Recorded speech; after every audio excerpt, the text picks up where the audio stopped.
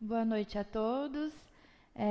Eu sou a professora Juliana Nogueira, né? A gente está continuando, então, na nossa segunda aula a respeito da clínica infantil, é, sobre a abordagem psicanalítica, né? É, Nós entramos já no capítulo 2, onde a gente estava falando sobre o infantil, a clínica, fundamentos e teoria do método, né? Então, só recapitulando alguns conceitos que a gente estava estudando na aula passada, a gente estava falando então sobre as perspectivas, né, a respeito da psicanálise sobre a clínica infantil, né, e sobre o infantil, sobre a criança.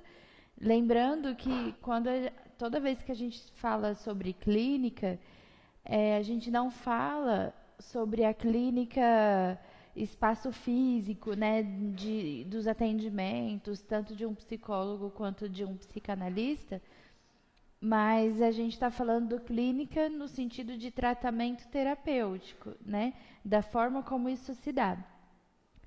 Então a gente também falou sobre o seu objeto de estudo, né, que é o inconsciente, o consciente, que são é, não são palpáveis, a gente não consegue ter uma certa medida exata, né, mensurar tudo isso, mas a gente consegue acessar esses conteúdos através da linguagem, através da fala, das suas exteriorizações, né? Então, da forma como ele se exterioriza no ambiente. Então, a gente também estava falando sobre comportamentos não verbais que decorrentes desse inconsciente, que é a forma que a gente vai conseguir acessar, né, o próprio inconsciente. É, Sobre também todas as questões sobre o discurso, né, da palavra, de que forma que a gente vai estar acessando isso, que a gente precisa avaliar, investigar por trás das palavras, né, não somente aquilo que está sendo exposto em termos de fala, mas as ações, as emoções, os comportamentos, né, o que o ser humano, como ele interpreta as situações, tudo isso é uma forma da gente estar acessando. E a gente foi vendo como que a psicanálise foi se render na clínica infantil, que ela entendia antes que não poderia, uma criança não poderia ser objeto de tratamento, né? Não teria como fazer esse tratamento, não teria como acessar esses conteúdos por ser uma criança. Aí, com o passar do tempo, a psicanálise foi entendendo essa necessidade e entendendo a criança não só como um objeto que não poderia ter contato com o mundo, né, com nada, que ela foi se tornando sim um todo, né, foi se olhando para ela de uma forma toda, que objeto de que ela pode ser transformada, que ela pode ser mudada, que ela pode ser influenciada, né, e que ela age por si só e com consequência disso, tem o seu próprio inconsciente, suas próprias ações. Então, foi aí que foi se dando uma clínica na psicanálise infantil. Aí depois a gente deu um conceito teórico, né, sobre o infantil daquela época, século XII, XIII, XVIII, onde a gente falava que as crianças elas não poderiam participar de reuniões familiares, das convivências com as outras pessoas. Nas pinturas de artistas, elas eram vistas como um adulto minimizado, né? Como aquela criança que estava representada ali numa tela, por exemplo, ela tinha uma imagem de um adulto, porém de um tamanho menor. Isso caracterizava uma criança, né? Então, é, ela não tinha aquele rostinho angelical, né? Aquela doçura, aquela podemos destacar aquela inocência. Então, aos poucos ela foi tomando tomando forma, né, digamos assim. Então, com o passar do tempo, ela começou a participar das relações sociais, começou a ter afetividade. E nas pinturas, aquele corpo, né, do homem, porém menor, foi tomando uma outra forma. Começou a aparecer menos músculos, né, uma criança com um rostinho mais angelical mesmo. Então, foi aí que a psicanálise foi entendendo a importância da criança. E a criança foi começando a ter os comportamentos, né, e as relações afetivas, não só dentro de casa. Aí começou a sair de casa e ter as amizades, ter outros tipos de influências no meio. Aí sobre a afetividade, a gente viu também que a família, a gente falando um pouquinho já do inconsciente daquela criança, a família plantava certas opiniões na cabeça dessa criança, e o que ela ia reprimindo, né, guardando para si, sem exteriorizar isso de alguma forma, ela poderia ocasionar uma neurose na fase adulta, né? A gente começou a ver as importâncias que foi tendo, as influências, né? Essa ponte entre a fase infantil, a criança, até a fase adulta. Aí vimos também a respeito da noção de criança, como ela se comporta, né? Então, a criança foi começando a ser vista como um sujeito, né? Não tendo essa separação de a criança não sabe de nada e o adulto sabe de tudo, né?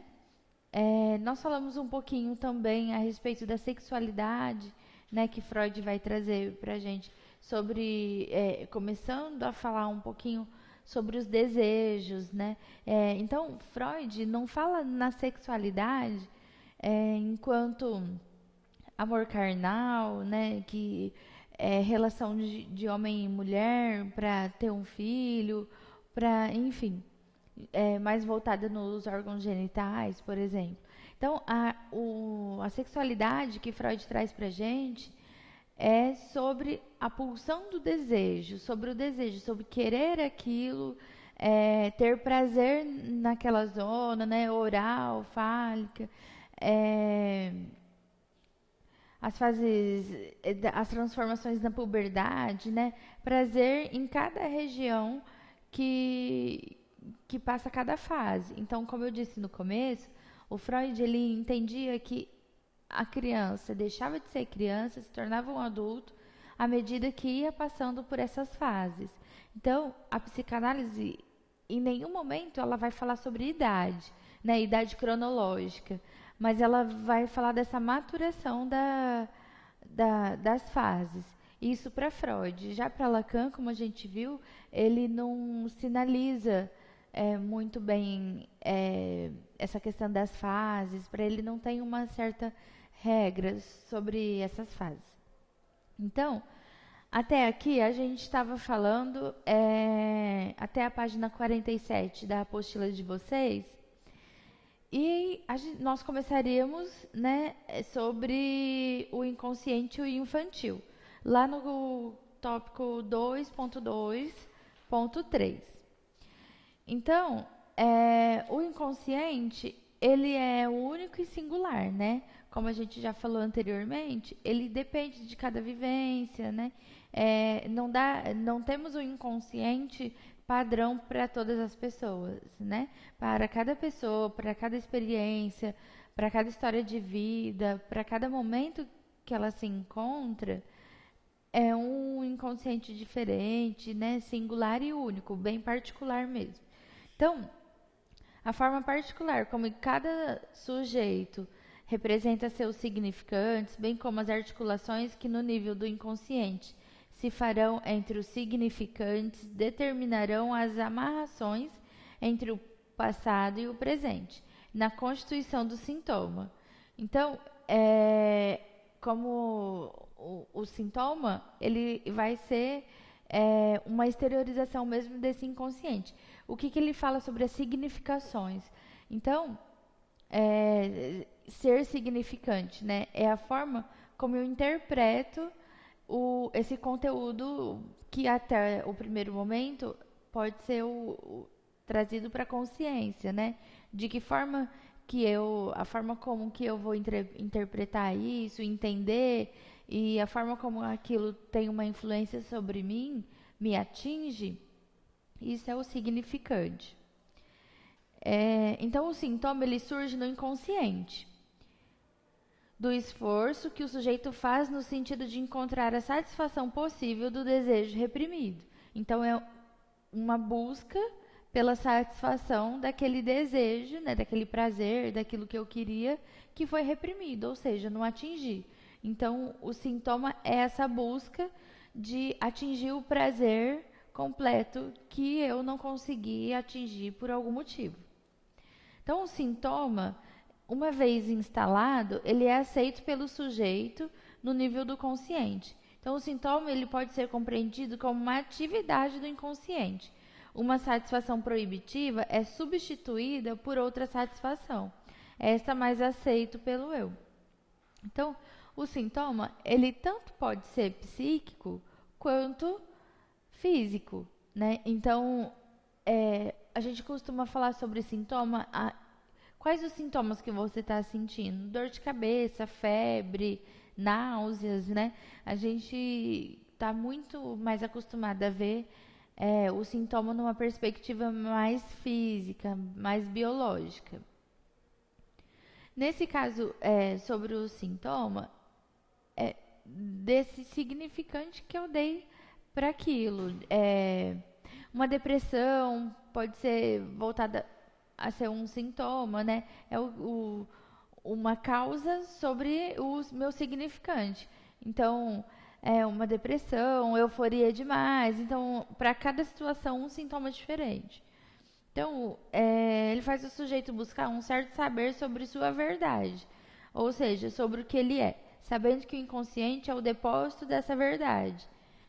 Então, ele sempre ele vai entender que o inconsciente é o depósito dessa verdade, que a gente coloca uma aspas aí, né? Então, o Lacan, né, ele fala muito sobre a fala, sobre a linguagem. Então, ele fala que a partir do momento, né, que a pessoa fala sobre a causa do sintoma, desde que ela tenha trazido isso para o consciente dela, e consegue tratar esse sintoma, né, essa causa, a partir do momento que aquilo já não me insatisfaz mais, a partir do momento que eu consigo tratar a causa do meu sintoma, então já não faz mais sentido que esse sintoma esteja presente, né? Então, essa busca do prazer, quando eu atingir o prazer, o meu sintoma vai sumir, né? Então, o Lacan, ele fala, ele acredita muito que o poder da fala, né, como sendo ele um seguidor de Freud, Freud é o detentor da teoria da associação livre, né? Então, o que é associação livre? Você fala, é uma exteriorização a partir da fala sobre as causas dos sintomas, ou não, fazendo uma associação livre, como o próprio nome diz, sobre aquilo que vem à mente. Muitas vezes, o nosso inconsciente manda as informações totalmente bagunçadas. A gente fala, eu não queria ter falado aquilo, eu não entendi por que eu falei, né? Então, é uma base inconsciente que a gente, no momento de consciência, nem ao menos consegue compreender. Mas, numa reflexão um pouco mais aprofundada, é que a gente consegue ir juntando as peças. Então, o Lacan, então, ele vai falar a respeito do estádio do espelho, que é a formalização que o sujeito se dá desde muito cedo e se expressa num primeiro momento como um reconhecimento da própria imagem no espelho. Então, Obviamente, essa questão do espelho é é imaginário, né, ao primeiro momento, mas a gente consegue é, imaginar uma situação como essa, a gente consegue visualizar. Então, o Lacan fala sobre o estágio do espelho como é um momento da constituição do eu, né? Um momento que ele vai diferenciar, né, a distinção entre o eu e o oculto, né? O outro, aquela outra pessoa. Então, o eu, ele não é constituído a partir do amadurecimento biológico, né? Como a gente vem sempre relembrando que ser criança ou ser adulto não tem nada a ver com o, o crescimento, né? O amadurecimento biológico, como se dá em outras teorias. Então, o eu, ele é constituído através do intermédio das relações sociais, né, que indica alguma experiência. Então, algo que pode ser constatado, a gente fala aqui do empirismo, né? Então, como que seria de fato esse estágio do espelho? Então, quando uma criança está frente a frente com um espelho, na primeira fase, quando ela se olha naquele espelho, ela não se vê, na verdade. Ela não se reconhece ali, naquela imagem que ela tem daquele espelho. Então, ela vai observar, vamos supor que ela esteja num quarto, em algum ambiente que tenha outros objetos ao seu redor. Lá no espelho, ela vai observar a bola, a mesa, a cadeira, se for no quarto, a cama. Ela vai observar todos os objetos em primeiro lugar, nessa primeira fase. E ela não vai se reconhecer. Com o passar de um tempinho, na segunda fase do estágio do espelho, ela se vê. Mas para ela é uma outra pessoa, uma outra criança, um amiguinho, né? Por isso que muitas vezes que a gente coloca uma criança, um bebê, né? Uma criança bem pequenininha na frente do espelho, a primeira coisa que ela faz é tocar o espelho tentando pegar aquela criança, né? Então porque já aconteceu esse procedimento dela reconhecer a bola, os objetos, para a segunda fase é muito rápido. Então a gente não consegue observar, né? A olho nu, toda essa questão. Aí na segunda, ela acha que é um amiguinho, ela não se reconhece ali, porque ela continua achando que ela está dividida em partes, que ela faz parte da mãe ainda, ela não se diferenciou do outro, né? Então, aí vem a terceira fase. A terceira fase, aos poucos, aquele outro que está na frente do espelho passa a perder força, né? E ela começa a sorrir. Quando ela sorri e vê que o outro também sorriu, ela automaticamente olha para o adulto que está do seu lado, né? Ao olhar para esse adulto, o adulto também sorri. Aí, a partir desse momento, que ela começa a ver as semelhanças, né? E começa a enxergar que, na verdade, não é o amiguinho que está do outro lado, e sim que ali é realmente um espelho e que é a própria imagem refletida, né? E aí ela começa a brincar com esse espelho, mas já se reconhecendo como parte dele. Então, o que ela pensa, né? O que está fora do espelho é a dimensão da linguagem, como se fosse uma confirmação de, por exemplo, esse é você, sim, é você, uma confirmação, né? Quando a mãe, o pai, um adulto que esteja do lado devolve esse sorriso, ela faz bruscamente essa separação do outro e entende que é o outro que é ela mesma que está sendo refletida no espelho. Então, o espelho, ele é tudo aquilo que volta para você e te faz capaz de se reconhecer. Então, a gente costuma dizer que algo importante para o crescimento do indivíduo, crescimento daquela pessoa, é o feedback, né? Que é o que as pessoas estão vendo sobre mim, como eu estou mostrando para as pessoas que eu sou, como está sendo a minha imagem lá fora. Será que eu estou passando a mesma imagem que eu mesma tenho de mim? Né? Uma pergunta que eu deixo aí para vocês. Então, o espelho, ele faz o papel do feedback, né? Dessa resposta que tem do mundo, né? O que ele está passando para você.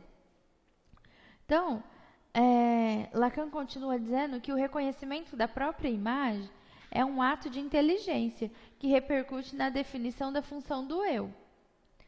Né, esse reconhecimento, esse autoquestionamento da própria imagem, né, então ele fala que é um ato de inteligência. Então, o estágio do espelho, ele expressa as transformações produzidas sobre o sujeito quando ele se reconhece numa primeira imagem. Trata-se de uma primeira identificação, né? Uma identificação especular do sujeito, narcísica, ou seja, que se projeta sobre ele mesmo. Uma identificação que Lacan toma como sendo um caso particular da função do amigo. Então, o bebê, ele se identifica mesmo com aquilo que está se refletindo.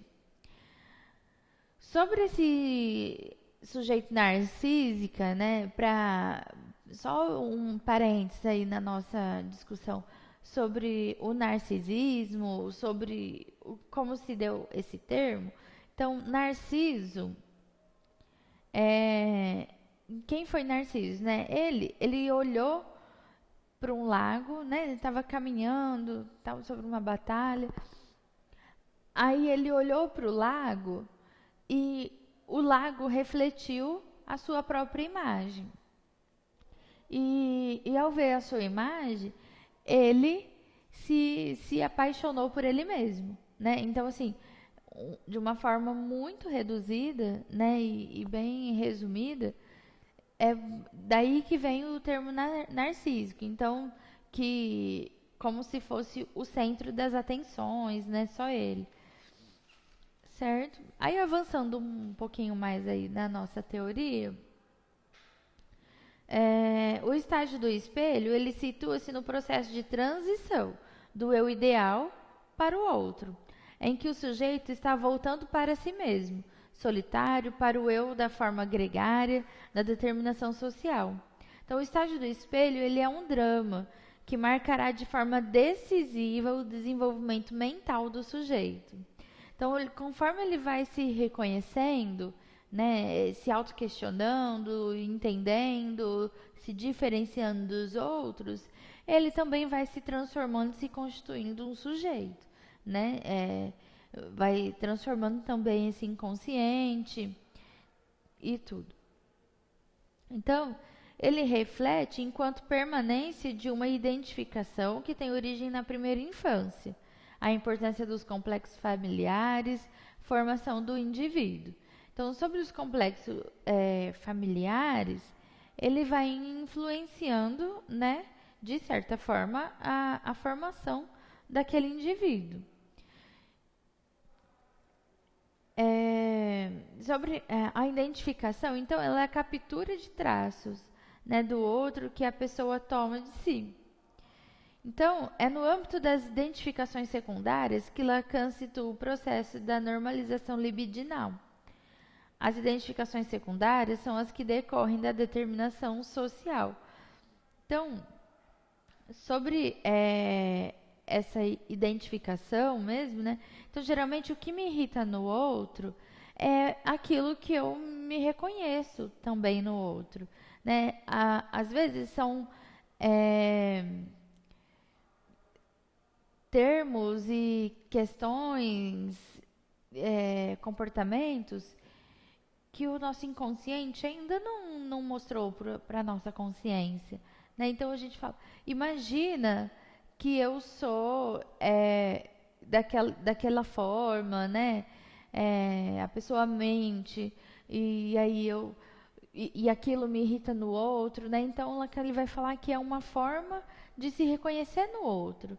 Então, se aquilo que me irrita eu ainda não percebo que é comigo, não percebo em mim, é porque eu ainda não me conheço completamente. Eu não conheço, eu não acessei os meus conteúdos do inconsciente.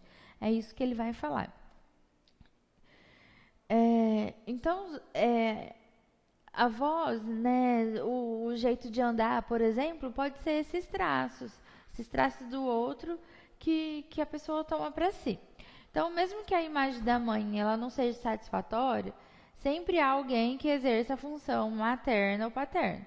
Né? Exemplo, um cuidador, um pai, um tio, um vô. A gente já falou sobre essa questão lá atrás. Então, a normalização libidinal, ela expressa o modo como o sujeito se inscreve, né, o seu desejo na relação com o outro. Então, de que forma que ele inscreve? Como ele marca, né, como ele identifica, como ele diferencia aquilo. Então, a relação esta é fundamental para a definição da função do eu, pois o outro da relação é, neste caso, elemento formalizador do sujeito do inconsciente. Então, ele é um objeto real, né, que vem dessa necessidade. Né? Então, a forma como que o indivíduo lida com os desejos vai influenciar as relações com o outro. Sobre o conceito de desejo, né, conforme a gente já começou a falar sobre isso, o desejo é simplesmente a busca incessante da satisfação, né? Novas sensações, uma outra satisfação. Então a gente percebe que o indivíduo ele está sempre mudando os seus desejos, né? Conquistei um patamar no âmbito profissional. Eu gostaria de ser gerente de uma loja, né? Caminhei, fiz de tudo para ser um gerente da loja. Aí quando eu chego na gerência da loja, eu atingi o meu desejo, eu me satisfiz. Mas aí eu crio um novo desejo. Aí eu não quero mais ser gerente da loja. Eu quero ser o dono da loja, eu quero montar um negócio próprio, né? Então, essa busca incessante pelo desejo, né? Pela satisfação. E isso é o que a gente vai chamar de desejo.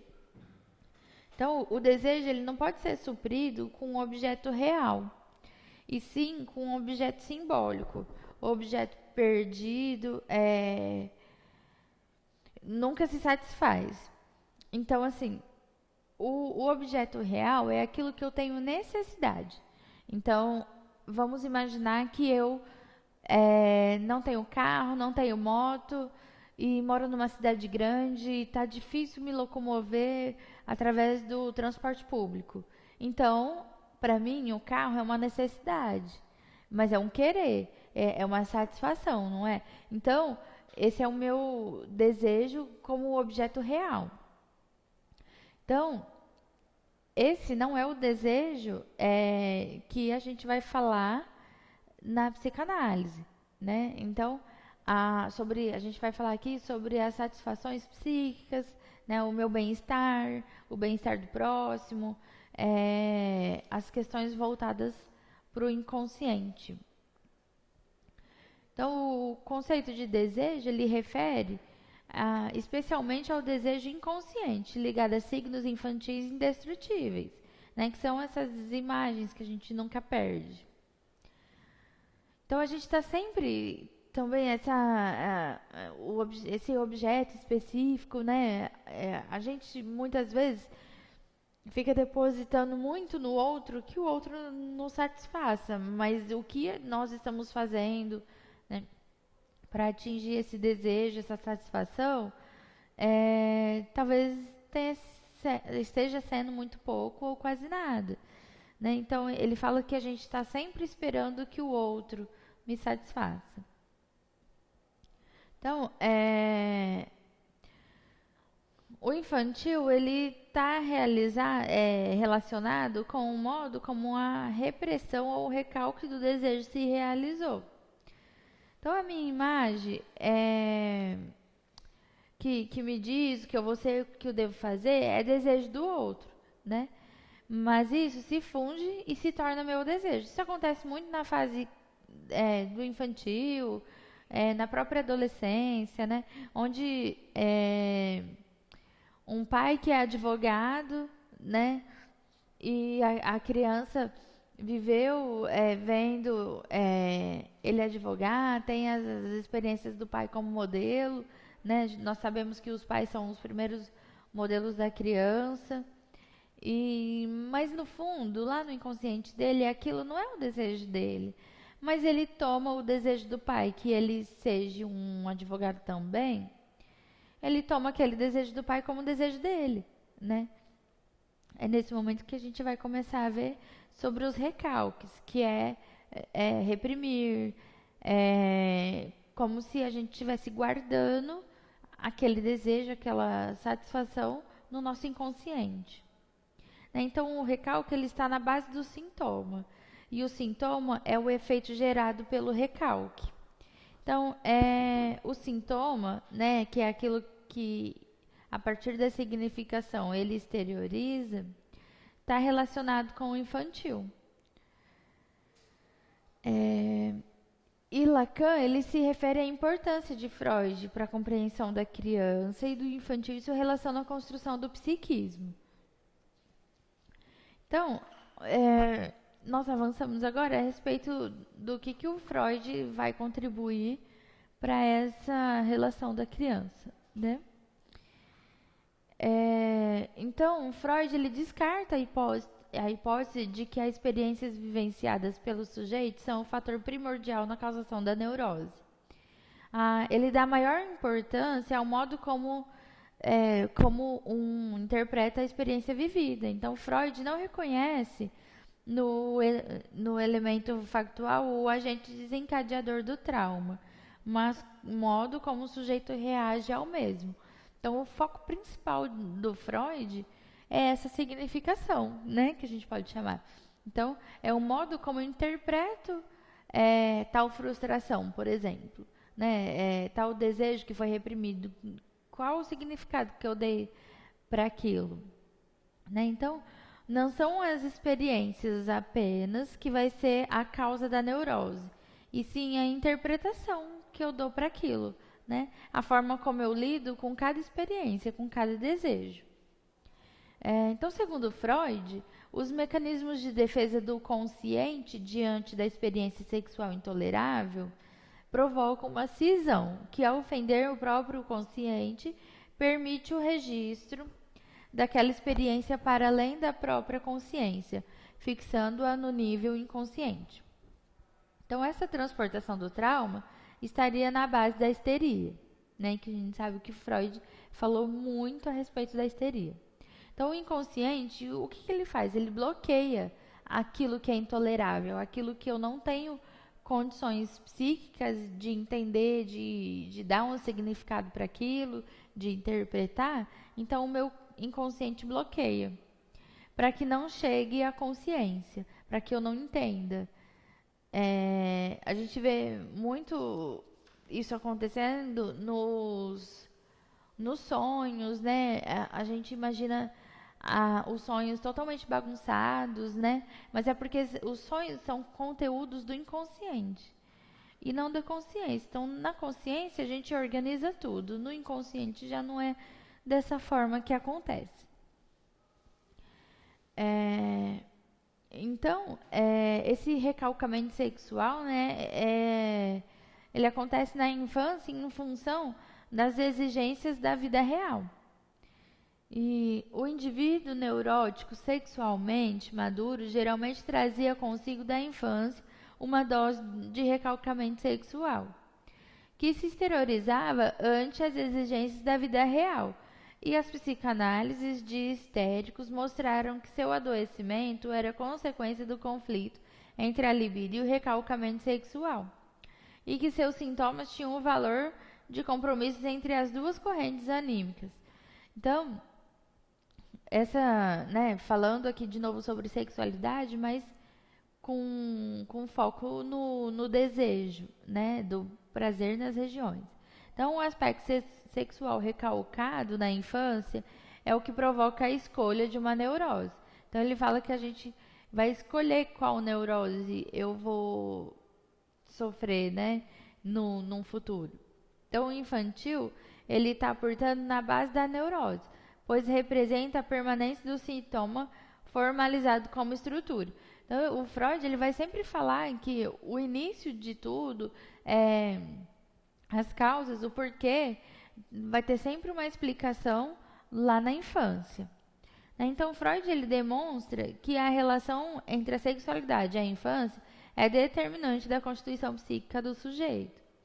Então, esse desenvolvimento da sexualidade se dá, né, que começa nos primeiros 5 anos de vida.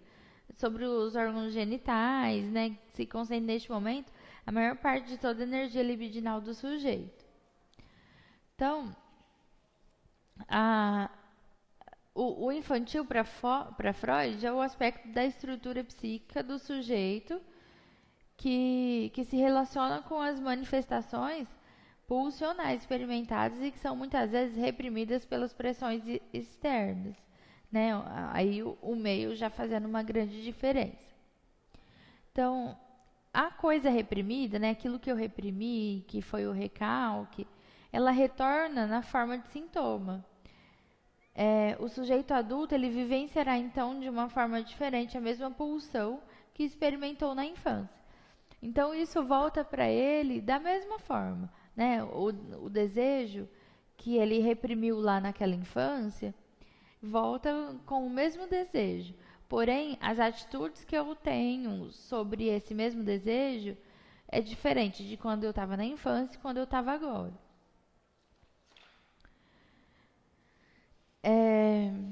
Então, este impasse nasce do fato de o sujeito não ter a garantia que o outro assegurará a sua sobrevivência. É aquela questão da gente sempre estar esperando que o outro faça diferença, né, que supre as nossas necessidades. Já o Lacan, ele concebe o infantil como um aspecto determinante na formalização estrutural do sujeito. Então, estruturas subjetivas e estruturas clínicas orientam essa direção do tratamento clínico, né? Falando aqui como método de tratamento. Então, ele fala que há uma estrutura subjetiva, né? O trabalho do analista é o de fazer com que tal estrutura se revele. Então, de que forma que esse inconsciente subjetivo, né, vai se revelar para a gente no tratamento, né, terapêutico, ali, no tratamento desse sintoma. Então, o Lacan vai usar a linguagem. É sempre a linguagem que vai ser a nossa ponte, né, a nossa estradinha ali para acessar o inconsciente. Então, Lacan, ele não concebe a estrutura psíquica como algo cuja dinâmica possa ser medida por outra temporalidade que não a do próprio sujeito, né? Então, ele se contrapõe à concepção desenvolvimentista que reduz o sujeito à sua dimensão biológica.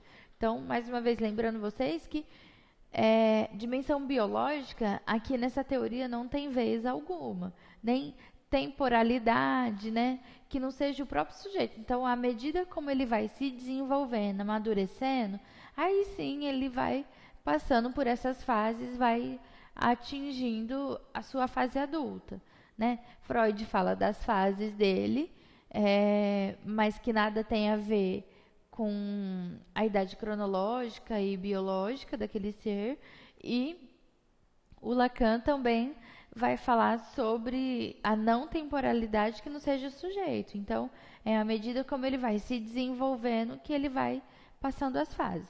Então, o sujeito para Lacan é o sujeito do inconsciente, né? Então, é ele que é a base desses conteúdos do inconsciente. Então, Primeiramente, a noção de que só a psicanálise do sujeito, o que quer dizer que aquilo que interessa ao trabalho psicanalítico é o sujeito na sua historicidade, e depois a noção de que a historicidade daquele sujeito remete a significações que sua experiência subjetiva comporta e carrega. Então, a criança, ele é um analisante tão capaz de responder aos significantes no trabalho psicanalítico quanto o adulto. Então, aqui ele afirma novamente que a criança é sim capaz de dar uma interpretação para cada questão, né? Para cada vivência, para cada frustração, para cada alegria, para cada satisfação, para cada desejo. Então, pensar no inconsciente como uma estrutura indefinida, incalculável na sua totalidade, mas que contém uma lógica precisa e possível de ser interpretada. Então, o inconsciente, ele é atemporal, né? Uma vez que seus conteúdos estão sempre presentes, por meio da palavra ou do discurso do sujeito. Então, apesar de o inconsciente ser algo extremamente subjetivo, eu posso acessar ele a hora que eu quiser, à medida que aquela pessoa vai usando da linguagem para se comunicar, né? Então, Lacan, ele fala que pode ser referido ao próprio Freud para chegar ao inconsciente. É preciso transformar e traduzir que seus conteúdos no esforço de trazer à consciência o que nele há de material reprimido. Então, a experiência analítica, ela prova que o inconsciente é tão acessível à interpretação quanto o consciente nos seus atos, ideias e propósito, né? Então, o sintoma, ele é o espaço de gozo, né? O espaço que a gente vai experienciar todas as emoções. Então, o sintoma é como se eu colocasse para fora todo aquele recalque, né? Todo aquilo que foi reprimido. Então, o gozo é a busca da satisfação de um desejo por meio do qual se projeta o outro. Então, a busca da satisfação por conta daquele desejo que foi reprimido. Então, o sintoma é a forma de eu atingir esse objetivo, esse prazer, né? Porém, é uma forma um tanto... É naquele momento que eu já me frustrei, que eu já dei um outro significado. Né? Então, não é como voltar a fita para trás e começar de novo. Ah, não, agora eu vou atingir a minha satisfação. Né? Porque as experiências já se passaram, tudo aconteceu, enfim. Então, o sintoma, ele pode ser visto como uma forma de gozo, né? E o sintoma, ele expressa a permanência do desejo na sua forma recalcada, né? Então, é essa permanência mesmo daquele desejo que foi reprimido, daquilo que eu queria ter atingido, mas precisei reprimir por algum motivo. Então, o desejo recalcado, ele traduz dessa forma em gozo. O recalque, portanto, anula o desejo, apenas lhe confere uma outra forma, a do gozo. Então, vocês percebem que ao tempo aqui que eu vou falando, Freud, Lacan, né? Uma hora eu falo recalque, outra hora eu falo reprimido, mas os dois conceitos querem dizer a mesma coisa, é que dependendo de uma abordagem, de uma teoria, de um momento histórico é um, e do outro é outro, né? Em um outro momento é ou o recalque ou é o reprimido. Então, nesse sentido, então o sintoma, só para fechar a questão do sintoma para vocês, então o sintoma é aquilo que eu estou colocando para fora, né? A forma como eu resolvo mostrar para os outros que foi reprimido, a forma como eu vou atingir esse desejo que eu deveria ter atingido há um tempo atrás e que não foi possível por diversos motivos. Espero que vocês tenham compreendido todas essas questões do sintoma, da clínica psicanalítica infantil, né? A esse respeito. Hoje a gente prosseguiu até a página 66 e a partir da semana que vem, né, na próxima aula, nós vamos continuar a partir do capítulo 3, né, que vai falar entre a relação do infantil e a clínica no âmbito da teoria psicanalítica, né? A gente vai ver os 3 ensaios da teoria da sexualidade, um pouquinho sobre a histeria, enfim.